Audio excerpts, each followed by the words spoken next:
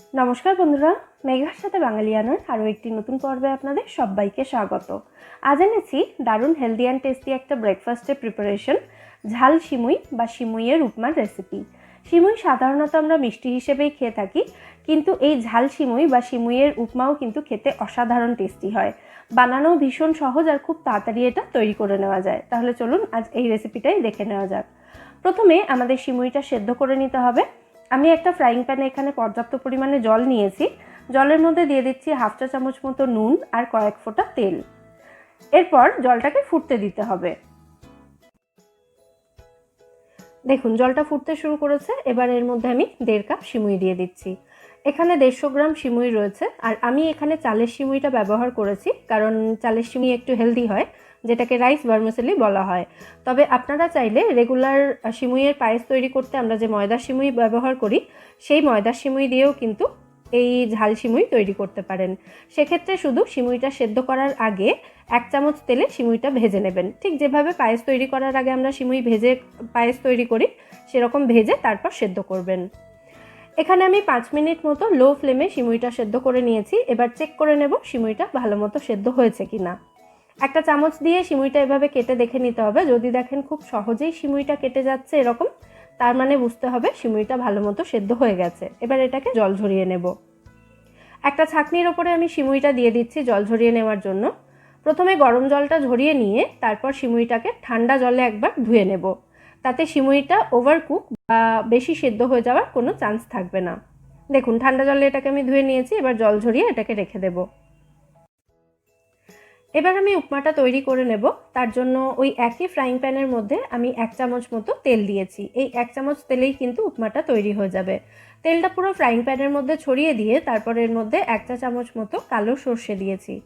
সর্ষেটা যখন ফাটতে শুরু করবে তখন এর মধ্যে দিয়ে দিতে হবে 5-6টা মতো কারি পাতা। কারি পাতা দিলে ফ্লেভারটা ভীষণই ভালো আসবে। কারি পাতাটা দেওয়ার পর এর মধ্যে আমি একটা মাঝারি সাইজের পেঁয়াজ কুচি দিয়ে দিলাম। পেঁয়াজটা কিন্তু খুব বেশি ভাজার দরকার নেই, জাস্ট একটু নাড়াচাড়া করে নিয়ে তারপর এর মধ্যে আমি দিয়ে দিচ্ছি একদম ছোট করে কুচিয়ে রাখা বিনস এবং গাজর। আপনারা এখানে ক্যাপসিকাম, ফুলকপি এগুলো ব্যবহার করতে পারেন। সবজিটা একটু নাড়াচাড়া করে নিয়ে এর মধ্যে দিয়ে দেবো আমি স্বাদ মতো নুন আর জাস্ট 1 পিঞ্চ মতো হলুদ গুঁড়ো। হলুদ গুঁড়োটা অপশনাল, তবে হলুদ গুঁড়োটা দেওয়া হলে উপমাতে খুব সুন্দর একটা কালার আসে। আর দিয়ে দিচ্ছি এখানে 1 মুঠো মতো কিশমিশ। কিশমিশটাও অপশনাল, আপনারা না চাইলে নাও দিতে পারেন। একটু নাড়াচাড়া করে নিয়ে তারপর ফ্রাইং প্যানটাকে ঢাকা দিয়ে সবজিগুলো একটু ভেজে নিতে হবে 2 থেকে 3 মিনিট মতো। আর এই সময় গ্যাসের ফ্লেমটা লো অথবা মিডিয়ামে রাখবেন। 3 মিনিট মতো ঢাকা দিয়ে সবজিগুলো আমি ভেজে নিয়েছি। এতে সবজিগুলো এখন একটু নরমও হয়ে গেছে। এবার এর মধ্যে আমি দিয়ে দেব 1 মুঠো মতো চিনেবাদাম। এটা রোস্টেড চিনেবাদাম আমি ব্যবহার করেছি, তবে এর পরিবর্তে আপনারা এখানে কাজু বাদাম ভেজেও ব্যবহার করতে পারেন। সমস্ত উপকরণ ভালো করে মিশিয়ে দিয়ে এবার এর মধ্যে দিয়ে দিচ্ছি জল ঝরিয়ে রাখা সিমুইটা। আর এর সাথেই দিয়ে দেব স্বাদ মতো কাঁচা লঙ্কা কুচি। যে যেমন ঝাল খেতে পছন্দ করেন সেই হিসেবে কাঁচা লঙ্কা কুচিটা দেবেন। কাঁচা লঙ্কার পরিবর্তে আপনারা কিন্তু এখানে গোলমরিচ গুঁড়োও ব্যবহার করতে পারেন। সিমুইটা দেওয়ার পর সমস্ত উপকরণ একসাথে ভালো করে মিশিয়ে নিয়েছি। সবশেষে এর মধ্যে দিয়ে দিচ্ছি আমি হাফ চা চামচ মতো চিনি এবং হাফ চা চামচ মতো পাতিলেবুর রস। এতে এই ঝাল সিমুইটা অনেক বেশি চটপটা এবং টেস্টি হয়ে যাবে। সিমুইটা দেওয়ার পর আরও 2 থেকে 3 মিনিট মতো সমস্ত উপকরণ একসাথে ভেজে নিলেই কিন্তু আমাদের ঝাল সিমুই এখানে সার্ভ করার জন্য একদম রেডি হয়ে যাবে।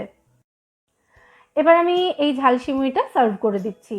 সকালের তাড়াহুড়োতে একদম ঝটপট কিন্তু আপনারা এই ঝাল সিমুই তৈরি করে নিতে পারেন, কারণ এটা বানাতে খুব বেশি সময় লাগে না আর ভীষণই হেলদি অ্যান্ড টেস্টি একটা প্রিপারেশন এটা, যেটা ব্রেকফাস্টের জন্য একদমই আইডিয়াল। তাহলে অবশ্যই এই ঝাল সিমুইয়ের রেসিপি আপনারা বাড়িতে ট্রাই করে আমায় জানাবেন রেসিপিটা আপনাদের কেমন লাগলো। রেসিপি যদি ভালো লেগে থাকে ভিডিওটাকে বরাবরের মতো একটা লাইক এবং শেয়ার করার অনুরোধ রইল। আর আপনি যদি আমার চ্যানেলে নতুন দর্শক বন্ধু হয়ে থাকেন অথবা চ্যানেলটা এখনও সাবস্ক্রাইব না করে থাকেন, তাহলে চ্যানেলটা প্লিজ সাবস্ক্রাইব করারও অনুরোধ রইল। ফিরে আসবো নতুন কোনো রেসিপি নিয়ে। সবাই খুব ভালো থাকবে।